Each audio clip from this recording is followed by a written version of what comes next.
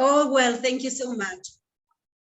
Can I please ask you to rename your name panelist to your name, please? Yes, Kenneth Mahoney. Yes, you know on the screen where it says panelist? Okay, it's okay, sorry. You click where it says more. Okay. There it is. There, it's done. It's done. You got it. Great. Okay. Yeah. Thank you, team, for doing that. Thanks so much. Okay. So let me share some information with you. The initial 10 minutes are for the Amartya Sen Award ceremony. I'm going to ask you to be on mute so that there is no background noise, unless obviously you're going to speak. I think the ceremony, Kaushik, you will say a few words first, and then it will be Eric at the end. That will last for 10 minutes. When the ceremony is over, we start with a plenary session. So at that point, Kenneth and Shu Wang will not be visible anymore. It will be only Eric and Kaushik. Kaushik, you are the chair of the session, so the questions, remember to say that people can send questions via the chat, and you will monitor the chat. And we have already tested with Eric, and he's able to share the screen and will show his slides, so he will be managing his own slides. Okay, we are in practice mode now. You will not be able to see the number of participants until we have admitted them. So that's it. I hand over to Ola now. Ola, please, welcome. 1 second. Okay, hello, welcome. Good evening from Jakarta. So it's 7 sharp my time here, so I think we're ready to start. We are going to let the attendants in, and then we're going to play just a short bumper, and then an announcer will invite the chair, Mr. Kaushik, to start the webinar, starting with the ceremonial award first. All right, thank you, have fun.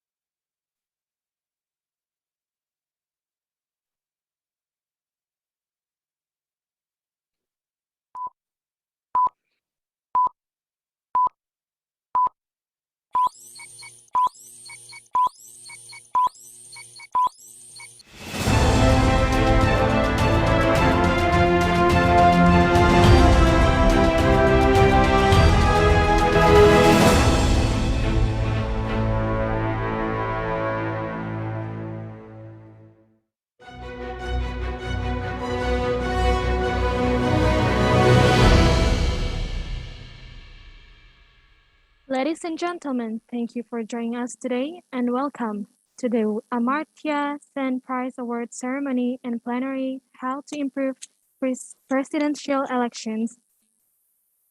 Without any further ado, please welcome our chair, Mr. Kaushik Basu, to open the session. Mr. Kaushik Basu, the screen is yours. Ola, thank you very much. Thank you everybody for joining this. Before we go to the plenary address by Professor Eric Maskin, this is the mentioning of the Amartya Sen Awards. This is not, we are calling it a ceremony. It's not really a ceremony because the recognition and award happened last year. A little bit of explanation. This award, the idea was the 2 persons selected would be brought to Bali for the event, but that of course did not happen. So we decided that we wanted to give the recognition at the Congress.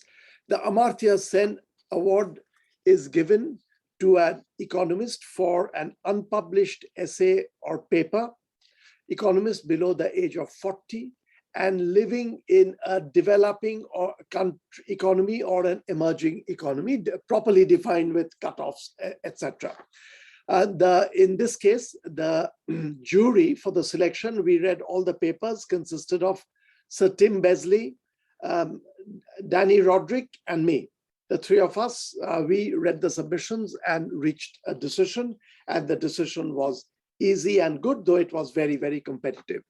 The Amartya Sen Prize for last year, 2020, goes to Shuguang Jiang from Shandong University, also CNRS France. He did his PhD from Shandong University, and to Kenneth Mahoney, independent researcher who studied in South Korea, is from Zimbabwe, has lived in Tanzania, Botswana, several places. The essays were very impressive, and we would simply like to congratulate you. This was broadly in the area of, it was described that in keeping with Amartya Sen's own work, it should be broadly in the area of development economics, welfare economics, and moral philosophy. So these essays stood out, and most importantly, for all of us, Tim Besley, Danny, and me, the feeling was these are people who can go further, carrying the agenda of economics and agenda of economics with the purpose of attending to the world the way it is. So all I want to say is congratulations to Shuguang and to Kenneth, and we hope that you will go further forward with this impetus. Professor Sen was very keen to come on this, but for a variety of reasons that was not possible. But someone who works very closely with Professor Sen is Professor Eric Maskin. As it happens, he's about to give the lecture, but it will be wonderful if Eric just congratulates Shuguang and Kenneth. And after that, Kenneth and Shuguang, if you want to say a sentence or two, you're welcome to do so. You'll have to unmute and say anything, and then we will be off to the plenary session. So congratulations once again from my side, and now to Eric to congratulate you. Shuguang and Kenneth, I would like to add my warm congratulations on this prize. You should be proud of the work that you've done that earned you the prize, and I think you should also be proud of the connection with Amartya Sen, who I know very well, as Kaushik mentioned, but Amartya is truly one of the great figures in economics and philosophy of our time. So you should be very proud to be associated with him. And we're all very much looking forward to your future careers, which should be very exciting indeed. So congratulations. Shuguang and Kenneth, if you want to say anything, you're welcome. Kenneth. Thank you, President Basu, and thank you, Professor Maskin. It's really a surprise and a great honor to me to receive this award. And Amartya Sen has been a very distinguished author, which I respect him a lot. And I have been born in a poor family, which 30 years ago, it's a really underdeveloped country of China. And China has experienced rapid growth, but I'm trying to do research to try to figure out some important issues in developed countries. So it's really a great encouragement to me. So I will try my best to continue to run more studies. I'm willing to do more contributive work, and very thank you to give me this honor and this opportunity to have more communicate with those distinguished authors as you. So that's it. Thank you very much. Thank you. Kenneth, in case you want to say something, welcome. Sure. Thank you very much, Professor Kaushik, Basu, and also Professor Maskin. It is indeed a great honor to have this Amartya Sen Prize, and it is very inspiring for me. And I just want to take this opportunity to also advise you that I also am following that work which I did. I recently published a book, which I think it will also be good that maybe with time you also have a chance to come across the book. The title is Africa's Incomplete Cycles of Development. So that's the book, that's the work which is, which is basically what I'm also trying to do. So there's a lot which I have learned, and I just hope with this award, I will try to build on it. I also try to increase my network. I have a lot to learn. So once again, thank you very much for this opportunity. It is indeed a great honor. Thank you. Thank you very much. Kenneth, congratulations and thank you. We will move on, Ola, if you're there, to the plenary address by Professor Maskin.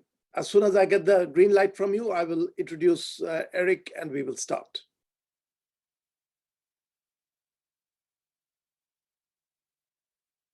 I'm just checking because we could start right away, and what you could do is, I'm sure they will do it. It's an organization taking place across the world. Shuguang and Kenneth, both of you are muted. You could click off the video, and I'm going to just introduce Eric, and I'll also vanish from the video and be listening. Of course, you're welcome to stay on and listen. So we are moving on now to the address by Professor Eric Maskin. And he's going to take on the question, which is the all-important question, how to improve presidential election.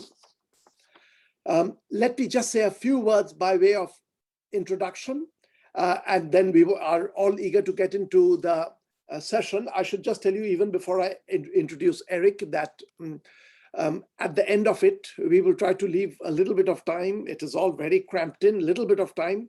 So if you have any questions, write in the chat box, and I'm going to pick up the questions, some of them, and pass them on to Eric for Eric to discuss. But I don't think we'll get more than 10 minutes for a Q&A, because we do want to understand the lecture. I've been hearing about this topic of Eric's work recently. So let me just say, Professor Eric Maskin is the Adams University professor and professor of economics and mathematics at Harvard University. He is one of the founding fathers, though he's very young for that, of the discipline of mechanism design. In 2007, he was awarded the Nobel Prize in Economics, along with Leo Hurwitz and Roger Myerson.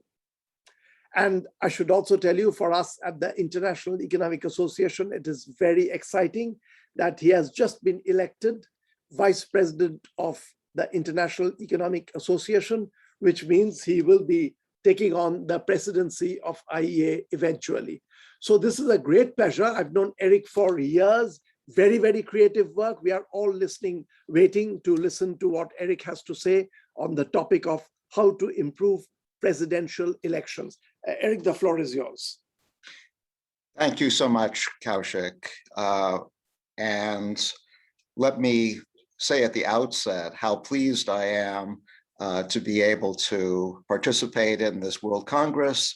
And as Kaushik mentioned, I'm now connected in the running of the IEA, and I look forward to years of participating in future IEA events.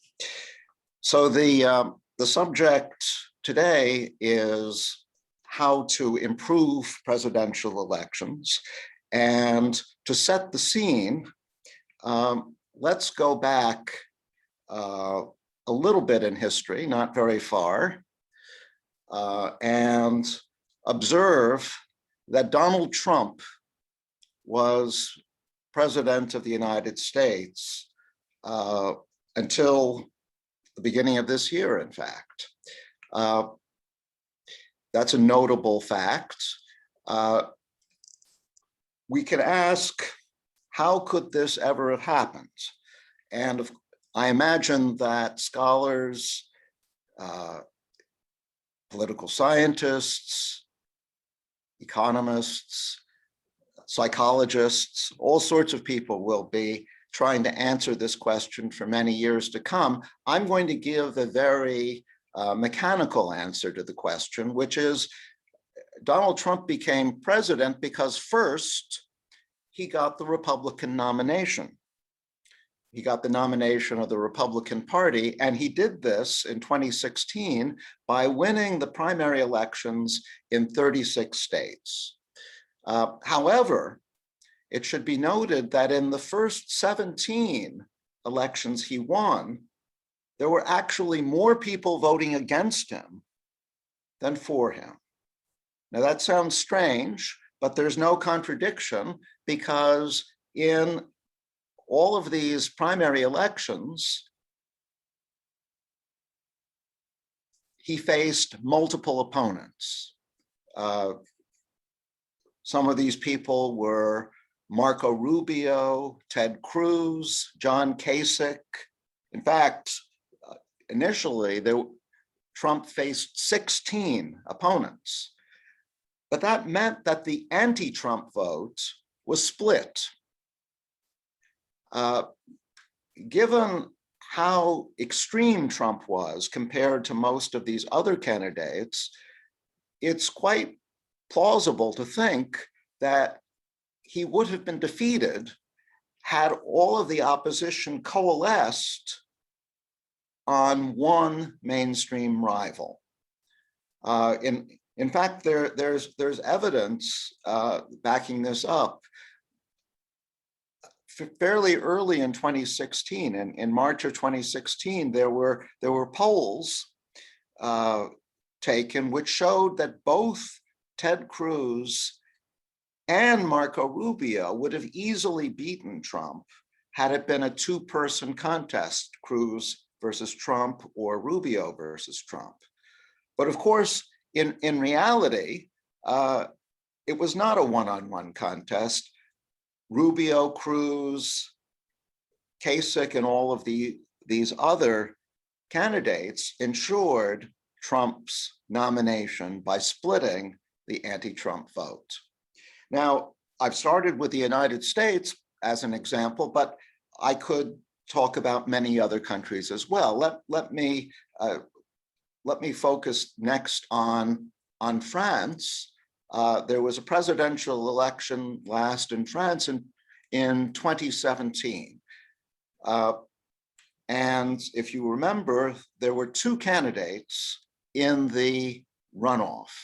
There was Emmanuel Macron, who of course won, and there was Marine Le Pen, a candidate from the far right of the political spectrum. Now, Macron, of course, easily defeated Le Pen and became president. And you might say, well, what's wrong with that outcome? But then it should be noted that a third candidate, François Fillon, would also have easily defeated Le Pen had Fillon got to the runoff. Again, we know this from polls. But Fillon never made it to the runoff. He was eliminated in the first round. France has a two-round runoff system. Now, why was Fillon eliminated? Well, Fillon, like Macron, was a centrist. He was in the middle of the political spectrum, and he split the vote with Macron. And Macron, because Macron got more votes than Fillon, Macron proceeded to the runoff. But democratically speaking, in terms of how many supporters Fillon had, it should have been Fillon and not Le Pen who was in the runoff. Now, what do these examples show? Well,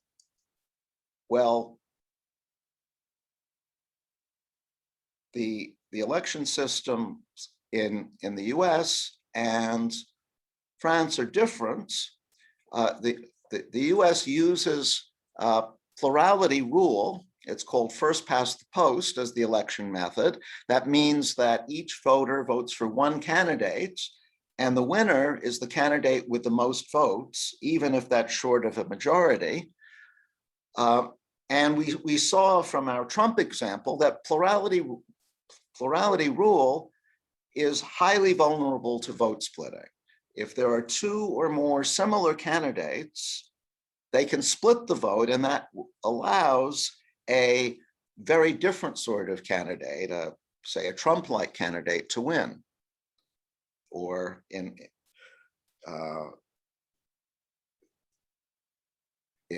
France's example, it allows Marine Le Pen to get to the runoff. Well,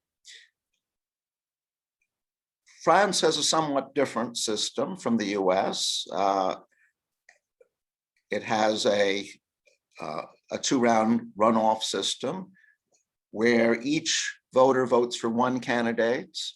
If some candidate gets a majority of the votes, then that candidate is immediately elected.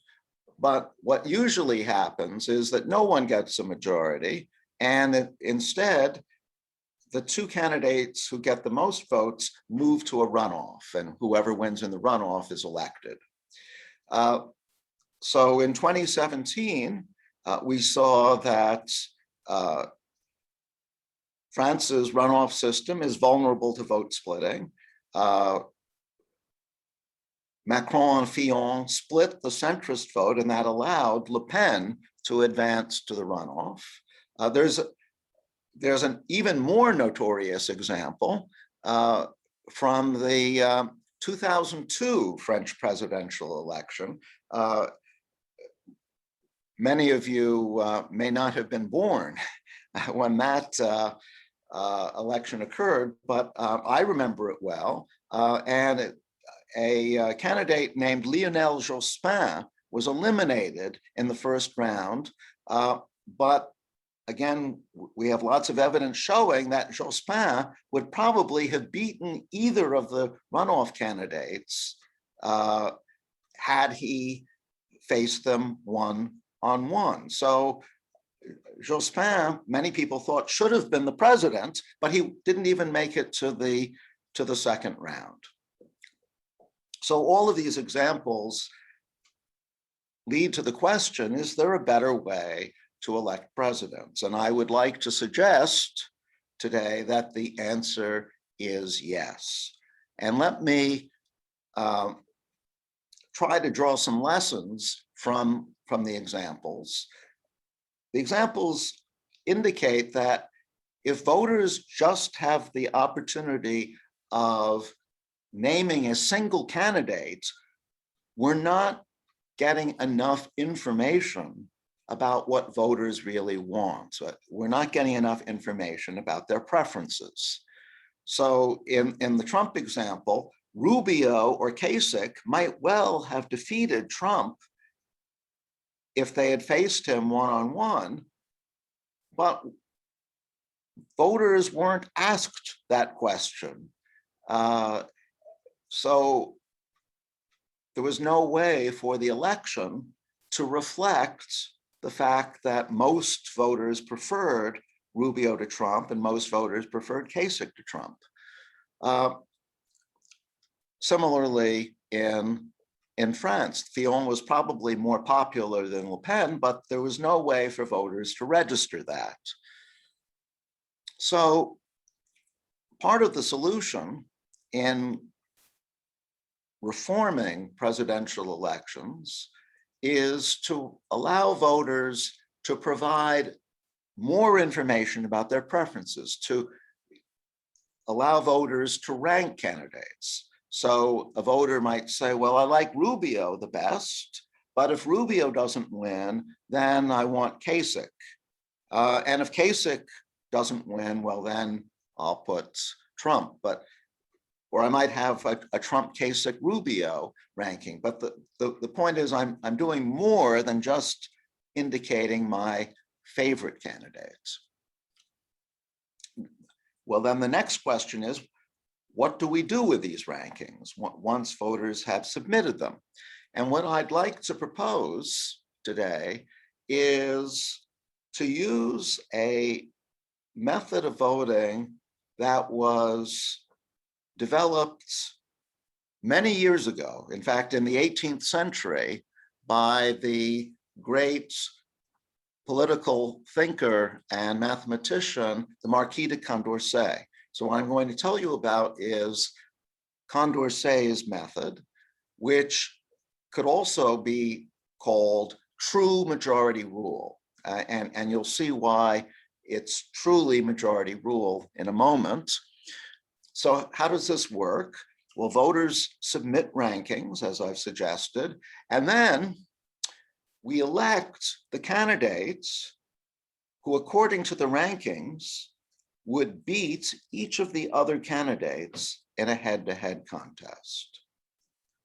So that's why we get a candidate who is truly the majority winner. The candidate would beat every other candidate by a majority. Let's look at an example. Let's imagine that in these Republican primary elections I was talking about from 2016, the voters broke down into three groups. There were the Trump supporters. The Trump supporters might have ranking Trump first, Kasich second, Rubio third. There were the Rubio supporters, and there were the Kasich supporters. And I've assigned probabilities or percentages of 40%, 35%, 25% to those three groups. Well, who is the winner? Who is the true majority winner in this setup? Well, interestingly, it's John Kasich. Kasich is the majority winner because Kasich beats Trump. These voters prefer Kasich to Trump. These voters prefer Kasich to Trump, and that is 60%. So Kasich beats Trump 60-40. But Kasich also defeats Rubio because these voters prefer Kasich to Rubio, and these voters prefer Kasich to Rubio, and that's 65%. So Kasich is the true majority winner in this example. But notice that if we used the system currently employed in the US, which is plurality rule, Trump is the winner because Trump is going to get 40% of the vote when voters are restricted to voting for just one candidate. So Trump will win under plurality rule. What would happen under runoff voting? Well, under runoff voting, Trump and Rubio are going to go to the runoff. Kasich is going to be eliminated. Kasich gets only 25% of the votes. So he's eliminated. It then comes down to Trump versus Rubio. And you can see that Rubio wins because these people prefer Rubio to Trump, and so do these. But the unfair thing about runoff voting is that the majority winner, the true majority winner, Kasich, gets eliminated in the first round. Okay, so that's how Condorcet voting or true majority voting works. But of course, once voters are submitting rankings, there are many other voting systems that could be used. Why am I arguing for true majority rule? Why should we limit ourselves to that? For example, there's another voting system called rank order voting, or the Borda count, which is named after Condorcet's great rival in 18th century France, Jean-Charles Borda. What Borda recommended is if there were 3 candidates and voters rank these candidates, a candidate gets 1 point every time she's ranked first by some voter, 2 points if she's ranked second, 3 points when she's ranked third, and then we just add up the points, and whoever gets the lowest point total wins, because low points corresponds to high ranking. So how would the Borda count or rank order voting work on this example? So this is an example where there are 2 groups of voters, the Trump supporters and the Kasich supporters. Let's calculate the point totals. For Trump, Trump is ranked first 45% of the time. So Trump gets 45 times 1 from those voters, and is ranked second 55% of the time, so 55 times 2, for a total of 155 points.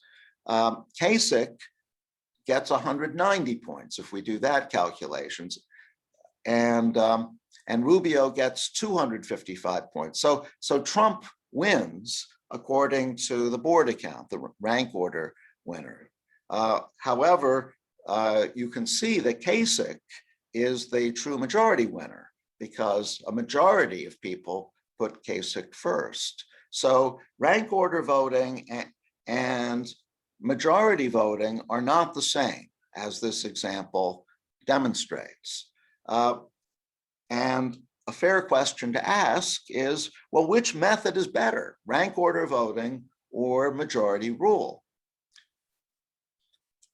Well, how do we answer a question like that? A voting theorist like me will try to answer this question by going back a step and first asking, well, which method does a better job of satisfying the basic requirements that any good voting rule should satisfy? In other words, we should first say, well, what is it that we want out of a voting system? What are the principles that a good voting rule should satisfy? And then once we've established those principles, then we can go see which voting rules satisfy them. So let me go over some of the standard principles that voting theorists agree, and I think more widely most economists agree, are good principles of a voting rule. The first idea is the consensus principle, or the Pareto principle. If everybody agrees that candidate A is better than B, if all voters agree that A is better than B, then we shouldn't elect B. Very hard to quarrel with that. And not surprisingly, both true majority rule and rank order voting satisfy that principle. Another very obvious principle in democratic elections is the idea that all voters should count equally, the equal treatment principle, or the anonymity principle, which says that all voters should count equally. The reason why this is sometimes called anonymity is because it's saying that a voter's name should not matter. Only the voter's vote should matter. We don't count some voters more than others. I note as an American that the electoral college system in the US violates anonymity, because the electoral college system says that it matters which state you live in when you vote. Some states are counted more heavily than others.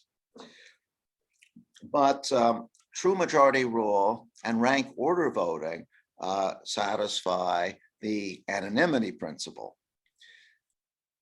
The next principle, also a very natural one, goes under the name neutrality, because it says that all candidates should be treated equally by the electoral rules.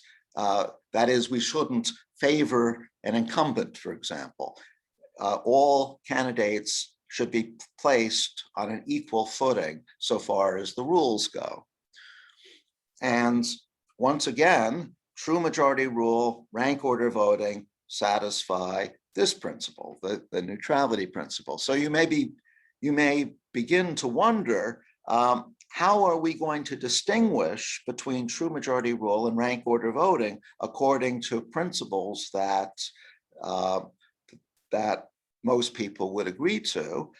Well, the next principle will do that, and it's the one that I was emphasizing in my introductory examples. It's the no vote splitting principle, and it goes under the more formal name of independence of irrelevant candidates. I'll explain where that name comes from in a moment. It says that if we're holding an election and we're trying to decide whether A should win or B should win, say A and B are the serious candidates, then which of them wins should not depend on whether some third candidate, C, is running or not. C might in some sense be an irrelevant candidate. C has no chance of winning himself, but if he runs, then maybe he'll cause A to win, but if he doesn't run, then B will win. Now, true majority rule clearly satisfies this no vote splitting principle.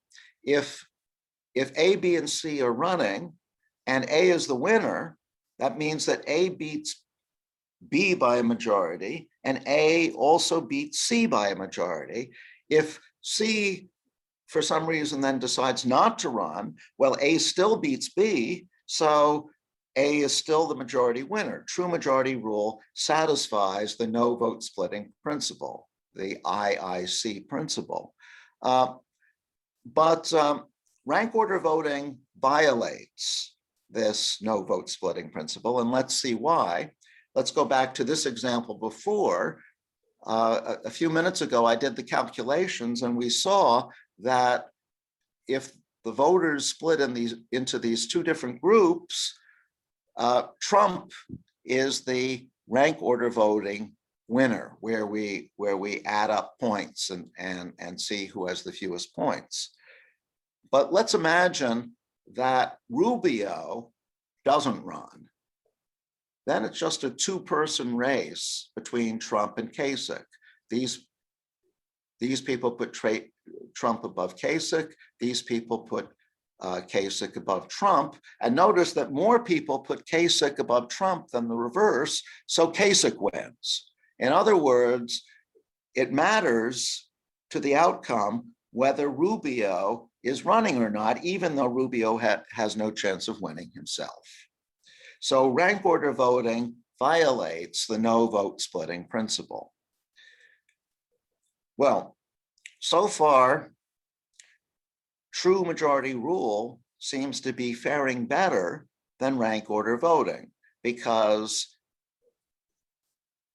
all three of them satisfy the consensus principle, the anonymity principle, and the neutrality principle.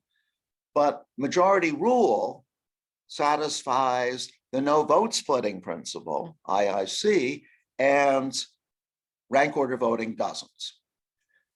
Unfortunately, majority rule has a flaw.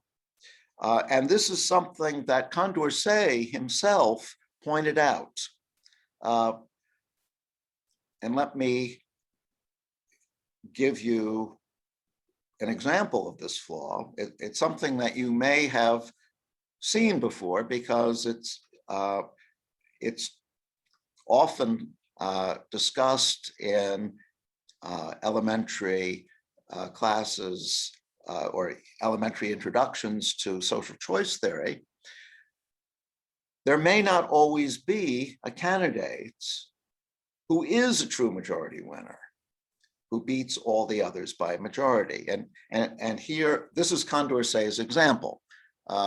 Suppose that the electorate breaks down into three more or less equal groups: the Trump supporters, the Rubio supporters, and the Kasich supporters. Well, suppose that we try to find the majority winner in this example. Who might that be? Well, it can't be Kasich, because a majority of voters prefer Rubio to Kasich. These voters prefer Rubio to Kasich, and these voters prefer Rubio to Kasich, and that's 68%. So Kasich cannot be the majority winner. But Rubio can't be the majority winner because Trump beats Rubio. These voters prefer Trump to Rubio, and these voters prefer Trump to Rubio, and that's 67%. But Trump can't be the majority winner either, because Kasich beats Trump. These voters prefer Kasich to Trump, and these voters prefer Kasich to Trump. In other words, there is no majority winner.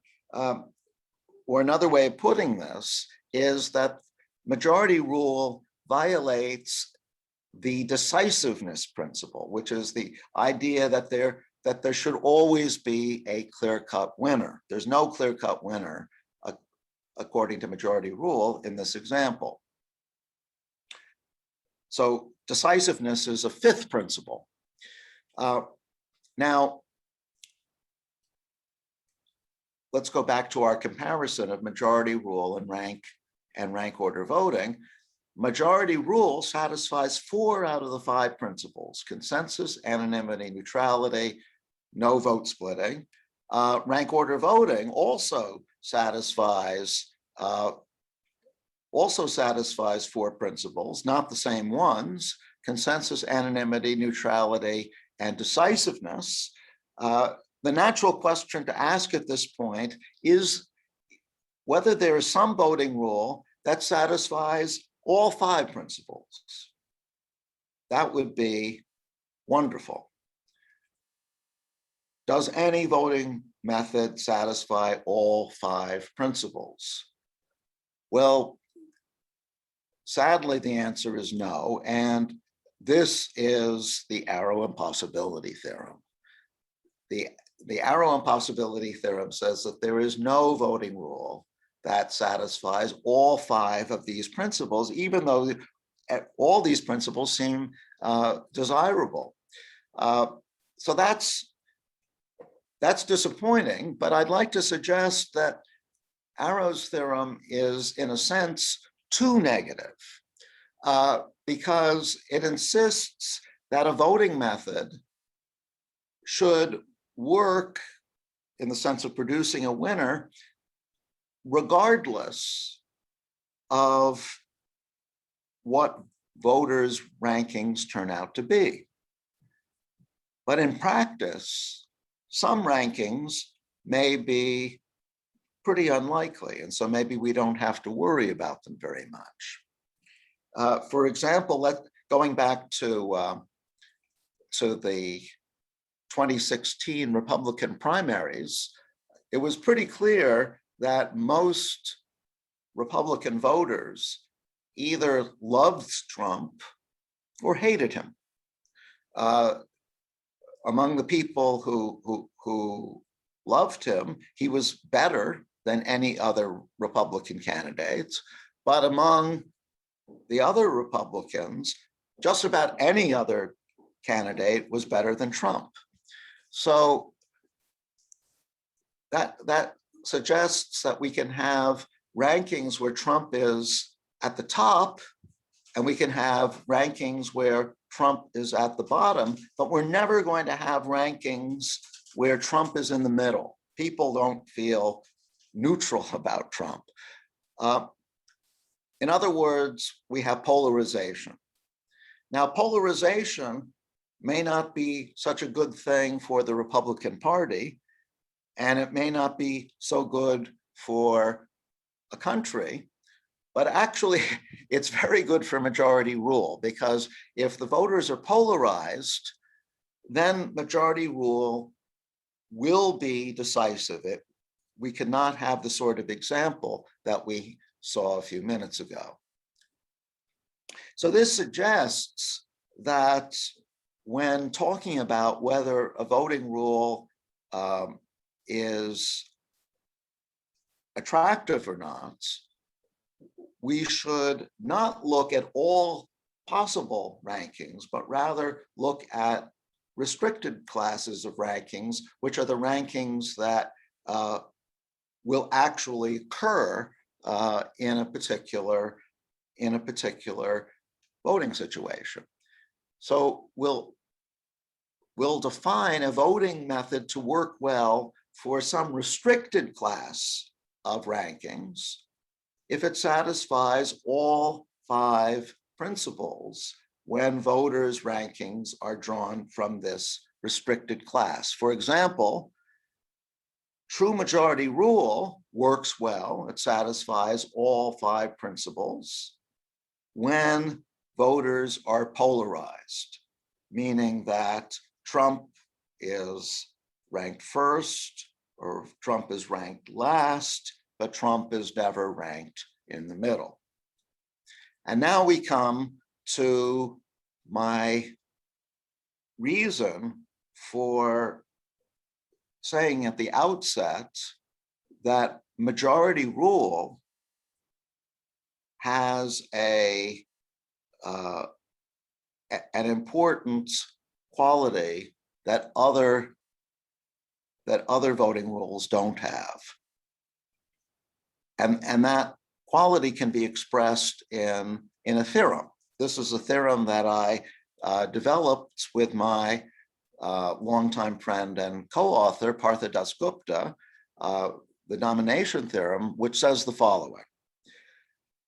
Let's take some voting rule, any voting rule you like, and let's imagine that it works well in the sense of satisfying the 5 principles for some particular class of rankings.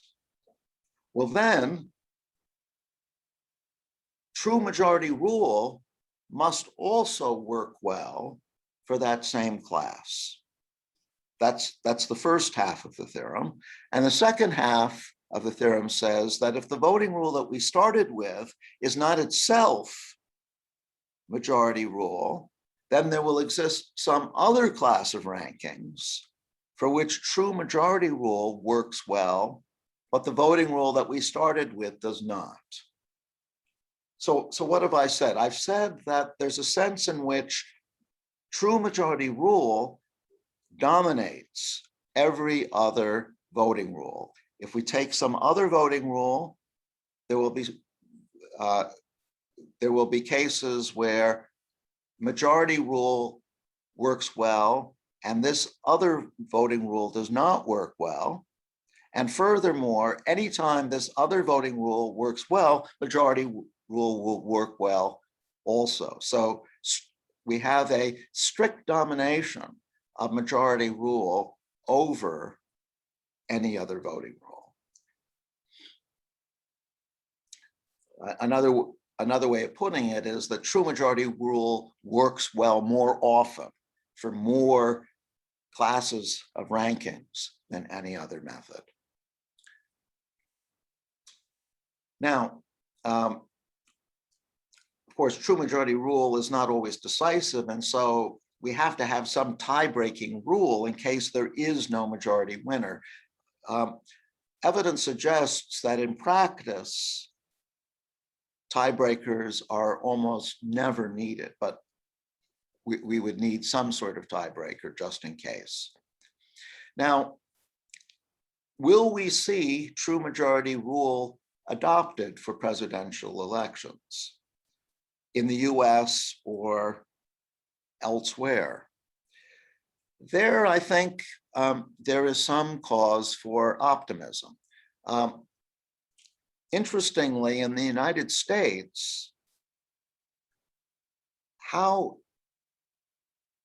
presidents are elected, the voting rules for electing presidents are not determined on a national basis. Each individual state can decide for itself how to assign its electoral college votes. And we had a breakthrough just last year.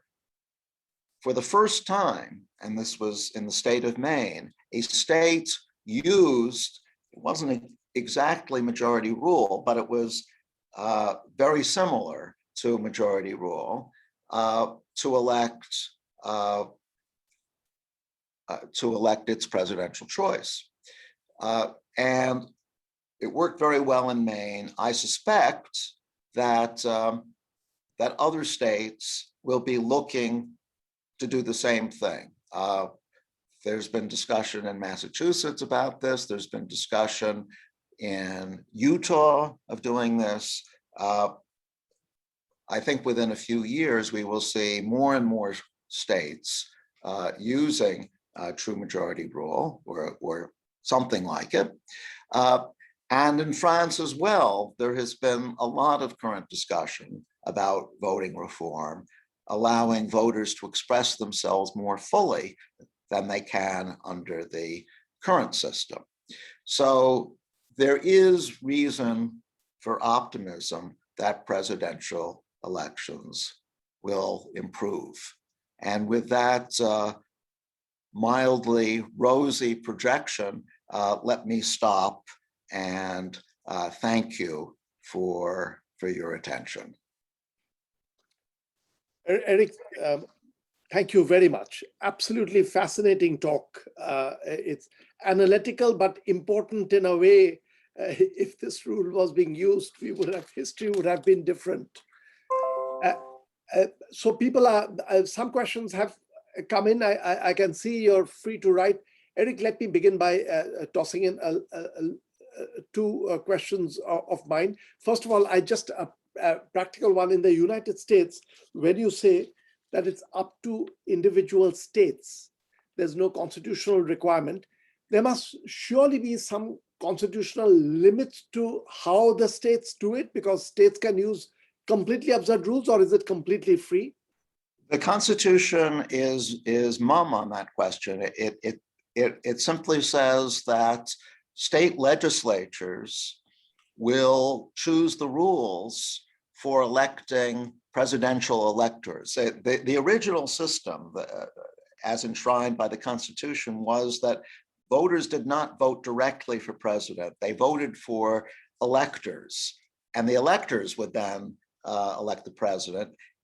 In modern times, electors are pledged to one candidate or another. So if you vote for Marco Rubio, what you're really doing is you're voting for the electors who are pledged to Rubio. But it's up to the state how to translate the votes by citizens into which electors get chosen. And they have complete latitude on that. And in fact, Maine decided to use a variant of majority rule. And there was a court challenge or two. Anytime you have a change in voting rules, there's going to be a court challenge, but the challenge was defeated. Yeah. And Eric, one more question from me. Maybe you said it in words, but since it was all in words, is there ultimately a theorem saying that with the following restriction of domain and these four axioms, the true majority rule is the only one? Is there a theorem like that underlying what you were saying? Because there is clearly a domain restriction needed. Yes. The domination theorem says, well, all right.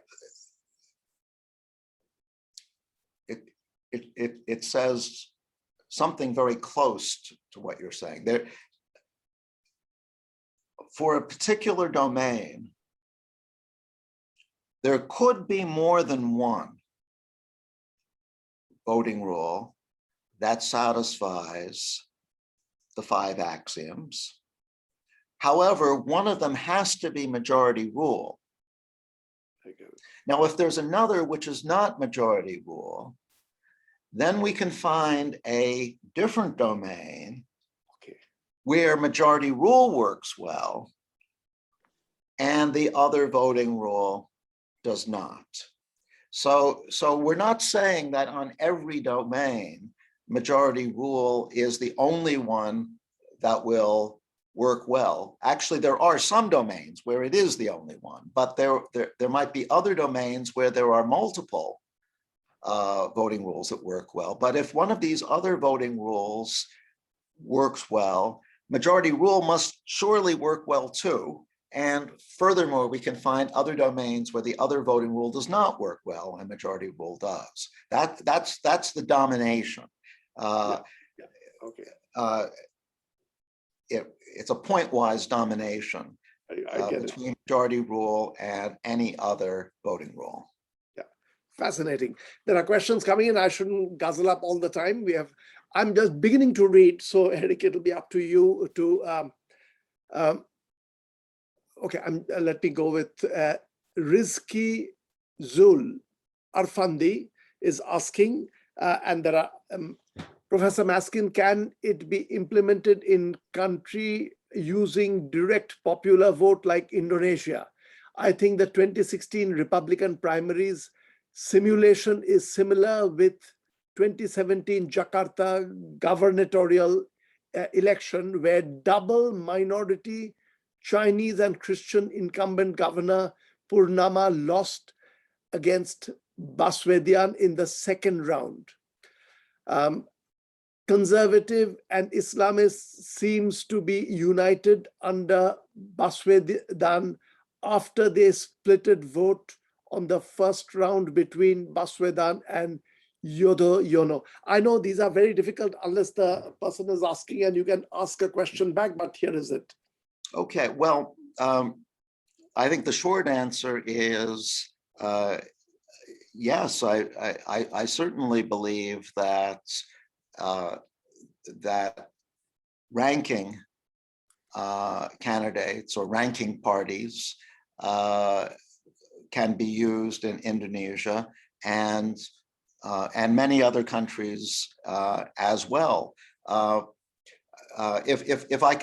If I can turn to your native country, Kaushik, for a moment. So India doesn't have a president. It has or if it does have a president, I'm not aware of who it is. It's the prime minister. It's the prime minister who has the power. But how does the prime minister get chosen? Well, voters essentially vote for parties. But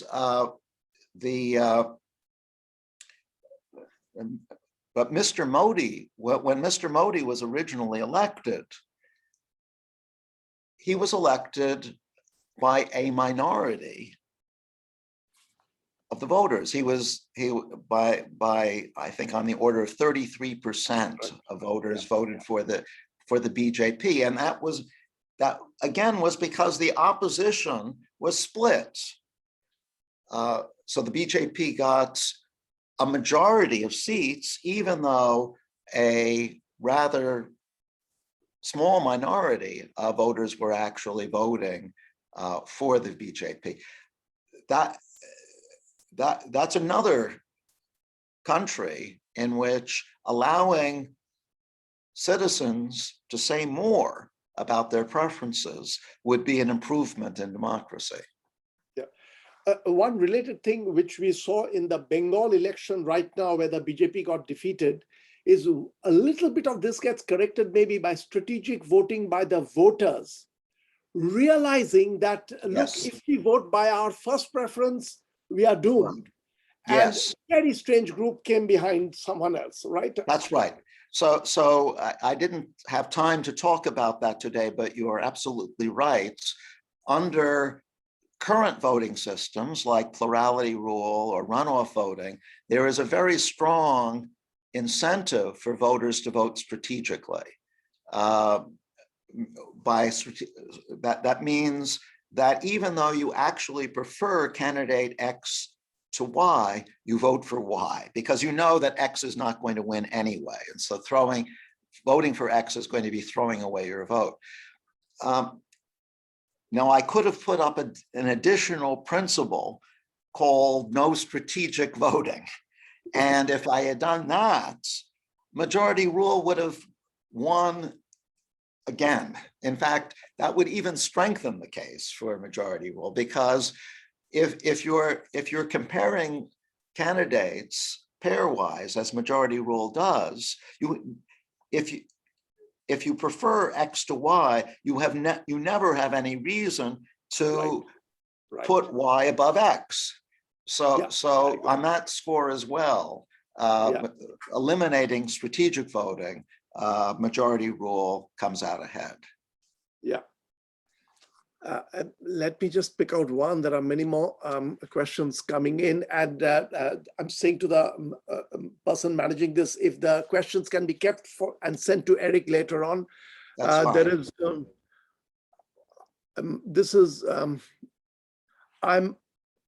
I'm wondering how this will impact this is a question coming in, several people asking. However, brilliant submission. However, I'm wondering how this will impact the observed allegation of fraud, mistrust of election results. Will the majority rule result in a more questions on election results? I mean, the broader question that, there is bribery, there is